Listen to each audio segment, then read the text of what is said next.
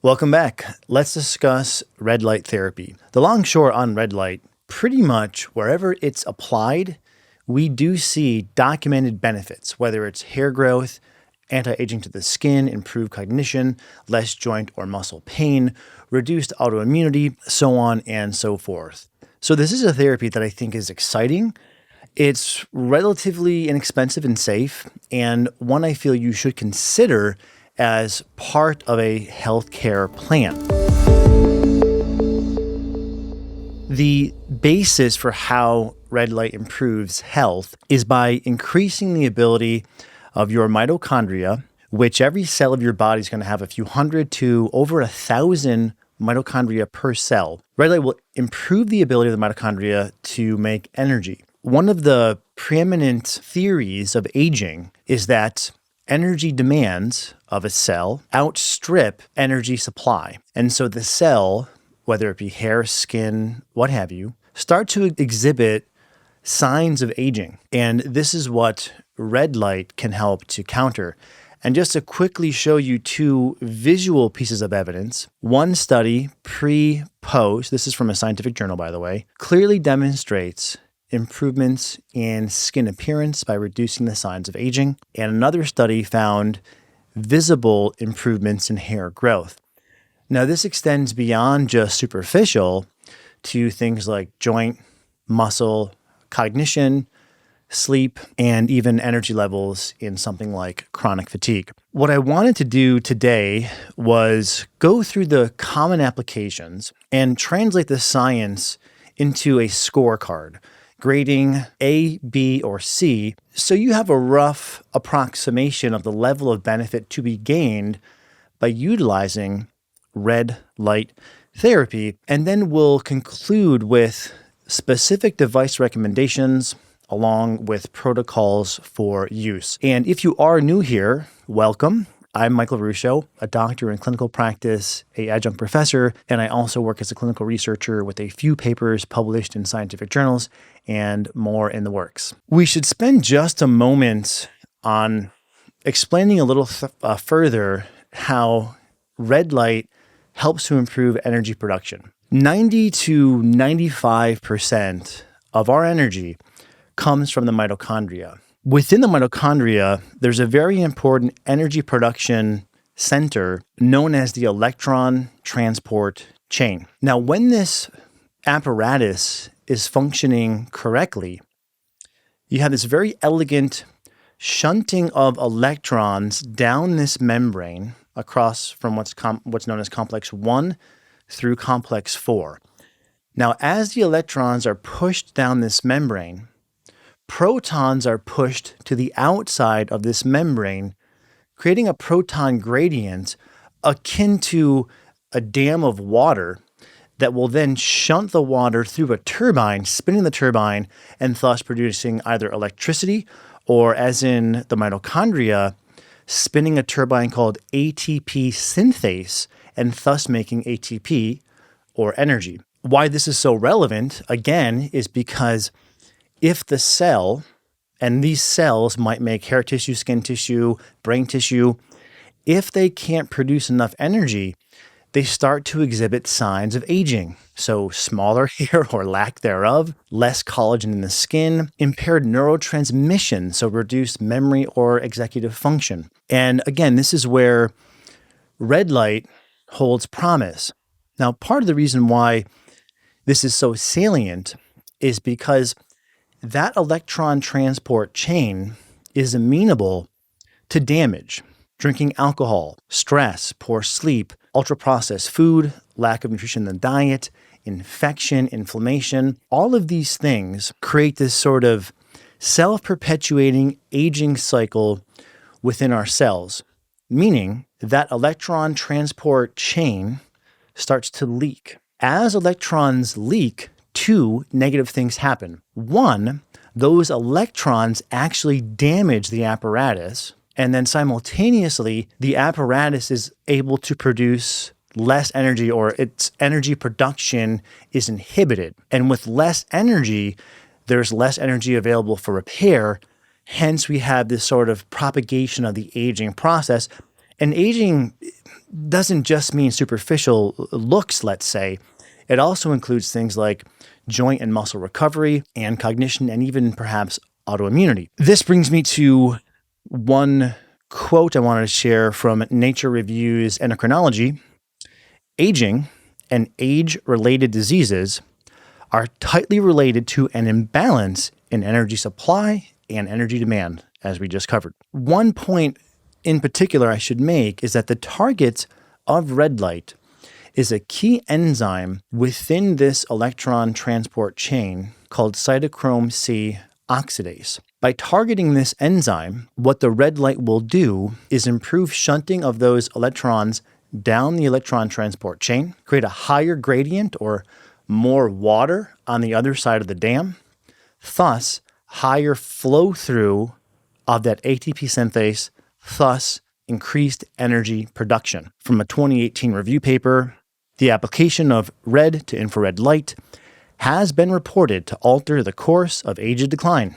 These wavelengths are absorbed by cytochrome C oxidase, increasing its activity along with mitochondria, membrane potential, and ATP production. And by the way, if you're new here, please like, comment, or subscribe. This really helps the channel and also allows us to reach and help more people. Okay, so we mentioned a moment ago the impacts on aging. I wanted to provide one comparison looking at red light therapy next to a commonly used skin anti-aging intervention, collagen supplementation. Red light therapy led to a 30% reduction in wrinkles and signs of skin aging, whereas collagen led to a 20% reduction in signs of skin aging and wrinkles. So they're both viable, but just to give you a comparison. And with hair, I found this particularly interesting. So for hair loss, two of the most common therapies used are either minoxidil, Rogaine, or finasteride, and they both work. But a few interventional trials have compared these three interventions, red light, minoxidil, finasteride, against one another. And they found the largest degree of improvement in hair growth or follicular density, by the way, in both men and women with red light. Pretty exciting. Now, all that being said, as a quick aside, I would recommend using multiple hair or skin interventions together because of none of these alone lead to a drastic improvement. They lead to a visible and a measurable improvement, yes, but I would say from a user perspective, none of these alone are going to make you say, wow. So just my personal perspective there in terms of combining multiple of these to hit a end result where you go looking in the mirror, yeah, my hair, I'm happy with how it looks, my skin, so on and so forth. I mentioned autoimmunity before, and there was one study here that I found just fascinating. Thyroid autoimmunity can cause hypothyroidism. Now, we have a few therapies besides red light that have been well studied in the ability to reduce thyroid autoimmunity. The most common metric here is looking at TPO antibodies, thyroid peroxidase antibodies. The sort of tried and true, if you will, interventions, vitamin D, selenium, and myo-inositol, on average, lead to a 200-point reduction in TPO antibodies, which is great. But this one trial, which was very well performed, either administered a fake sham light or a real light, and this is important because it helps reduce the placebo effect. They found a 600-point reduction in TPO antibodies.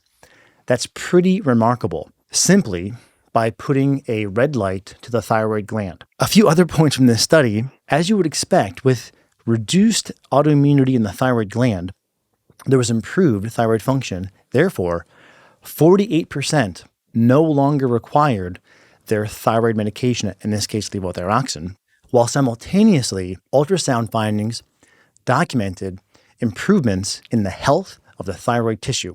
So pretty exciting. We discuss frequently on this show the importance of gut health, and with red light, it's really too early to say. There have been a couple studies in either mouse models or humans finding that red light will improve the balance of healthy bacteria, but nothing going a step further, showing less pain, less bloating, improved bowels, what have you. So we really don't know. I think it's reasonable to try red light applied to the abdomen to see how you do, but there's just a paucity here and it's too early to be able to say. One common application is joint pain. One of the novel things about red light, through in part its mitochondrial impact, is you will experience a suppression of an inflammatory pathway called NF-κB, simultaneously bolstering another pathway called NFR2, which is a nuclear response element, essentially allowing the higher production of key antioxidants like glutathione and superoxide dismutase. One analysis found that red light therapy led to a 20-point reduction in knee pain compared to Advil or non-steroidal anti-inflammatories, leading to a 10-point reduction. So it appears that red light is slightly more effective. And to share a quote here, the positive effects from red light therapy seem to last longer than those of widely recommended painkiller drugs. So pretty interesting. Muscle performance and recovery is another common application, and we can break this down to local red light application, meaning you have a pad that goes over, let's say, a bicep or a quad or a hamstring, or you have a total body panel or a bed. Starting with the local application, small improvements in sort of single muscle endurance have been documented. And as it pertains to recovery and performance more broadly, there's mixed data here. How this breaks down is if you're sedentary and starting to exercise, you can experience improved performance and recovery. If you're an athlete pushing themselves with a very high training load, you can also experience those benefits. But unfortunately, and a little bit sad for me as a normal, regular exerciser, this group of people does not seem to experience improved performance or recovery from local application of red light. Looking at total body application, a large panel or a bed, this quote I found to be interesting. Whole body PBM, so photobiomodulation, another term for red light, may improve sleep quality, but shows no evidence of benefits for exercise recovery or performance. Now, I found this a little bit odd because if we see some signal of benefit for the localized application, why wouldn't we see benefit from a total body panel or a bed? Part of this might be due to limitations in how the studies were performed. Without going too far into the details, but when we did drill down into them, you see that the majority of the studies applying total body red light used a very impressive bed known as the Novo Thor. Now, this bed is $150,000. It's a very expensive and arguably strong, high output device. But if you look more deeply at the methods, the level of irradiance, so how high the settings were turned up essentially, was fairly low. This is measured by units of light per area. It's typically measured in milliwatts per centimeter squared. As context, this behemoth of a bed was applied at a setting of 17 units. But as we'll cover later, you can do a total body panel much cheaper than that bed. And with this total body panel you can do at home, you can hit 280 units of output. Now, maybe this is because as the research in total body bed application was getting started, researchers decided to be more cautious and start at a low setting. But it's because of this that I wonder if we had data using the total body panel or beds at the full setting, would we see benefit? And at current, we don't know. So there's a little bit of a caveat there in the conclusions that total body or bed red light doesn't seem to have an impact on muscle performance and recovery. Now, the total body application, thankfully, did show improvements for sleep.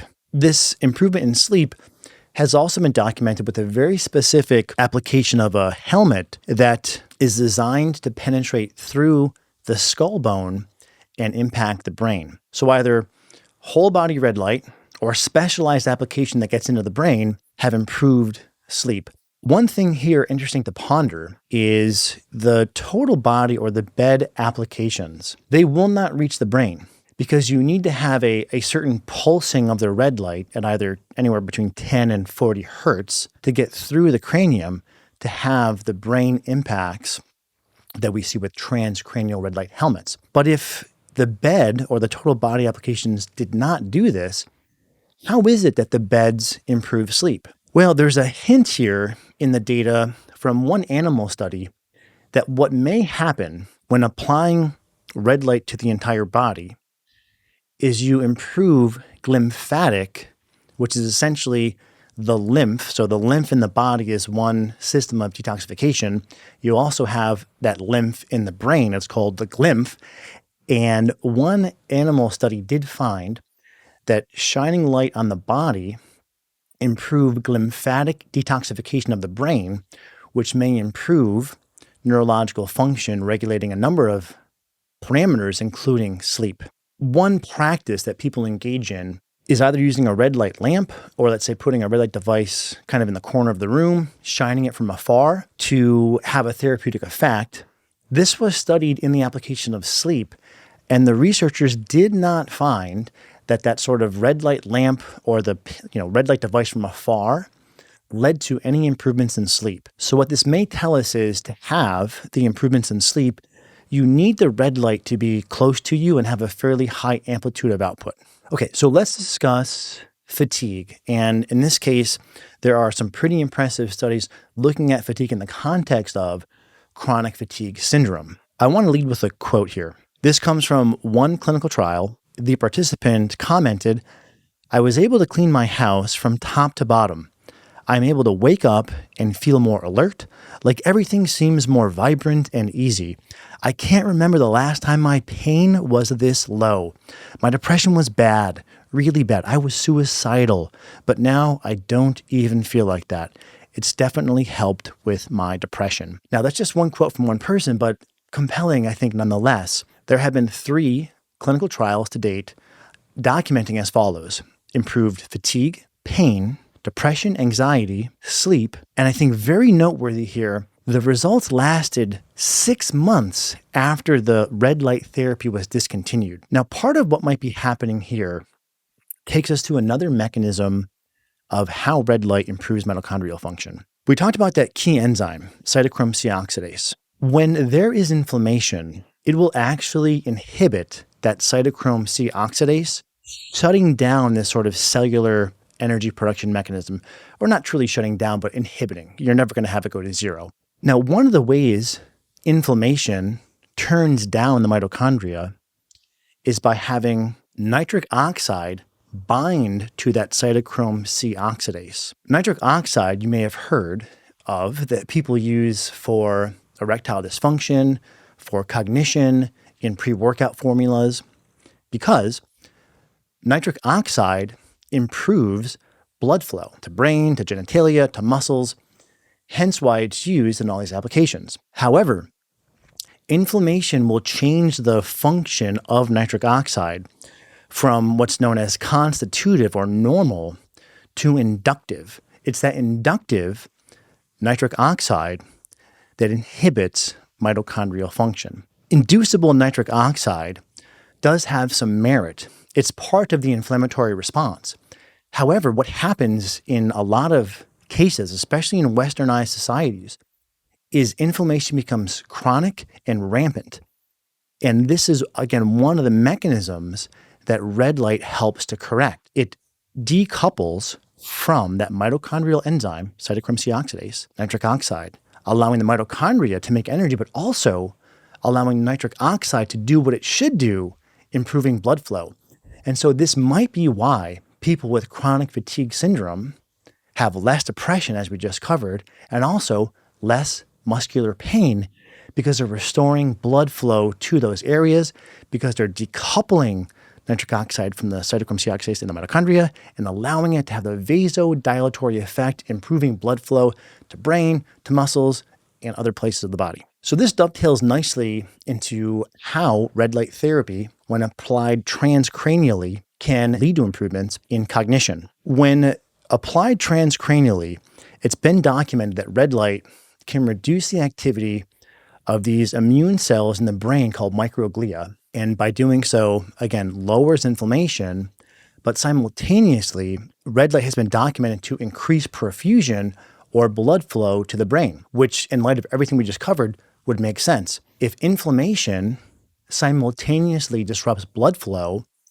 then if the if the red light is targeting the cytochrome C oxidase, and that's freeing up the nitric oxide, you both have a reduced inflammatory response while simultaneously having better blood flow, in this case, better blood flow to brain. And this is probably why we see transcranial red light, so these helmet devices essentially, lead to improvements in both healthy and diseased populations. So in healthy adults, improvements have been documented regarding memory, attention, and executive function or decision making. And in disease states, improvements documented in mild cognitive impairment, in dementia, in traumatic brain injury, stroke, Parkinson's, and autism. Pretty impressive. Quoting another research paper here, the results suggest that TPBM, transcranial photobiomodulation, may enhance brain functions of healthy adults and remediate cognitive dysfunction of adults with cognitive disorders, including learning and memory, attention, executive function, and language. There's an emerging application here for improving brain health, which I think is so crucial. Any clinician who's talking with patients on a regular basis is probably seeing a number of neurodegenerative symptoms: poor sleep, poor memory, brain fog, and alterations of mood. Not to say red light is the only therapeutic approach, but I think the transcranial red light presents a very key opportunity to synergize with whatever the other interventions being vectored are. Okay, so let's go to that scorecard. Again, this is just to give you sort of a simple summary so you can come away with a letter grade approximation. For skin wrinkles and for hair growth, I've graded as a B for each. This is because there's good evidence, there's documentable benefit, but it's not a massive benefit therein. Autoimmunity, I would grade a B-. Now, that one study was clearly very impressive. However, there's very few studies here, so we still don't have a full sense reliant upon a complete data set. For joint pain, a B+. There's good data, works better than NSAIDs, but you don't see full resolution of pain and dysfunction, hence the B+ scoring. For exercise performance and recovery, a C+. Some benefits been documented, but it's not far-reaching, and there's some limitations regarding the total body application, which could be a result of incomplete data. So take that scoring of C+ with a grain of salt, but nevertheless, as the data currently stands, that is the grade I would assign it. Fibromyalgia, a B+. Clear benefits, but the data here are still somewhat limited. Cognition and mood, a B. Documentable benefits. However, there's disparities across devices and setup of each study. So exactly how to use the transcranial red light is still being pioneered, hence a B. And regarding sleep, some benefit has been documented. Data are still early, so the grade of a C. And for gut health, really insufficient data to be able to make any sort of conclusion. Regarding devices, if you're looking to cover a large area of the skin, hit multiple joints, improve exercise, fibromyalgia, or chronic fatigue, I think a panel device is your best bet. Now, with all these devices, it's not to say that what I'm recommending are the only good devices on the market.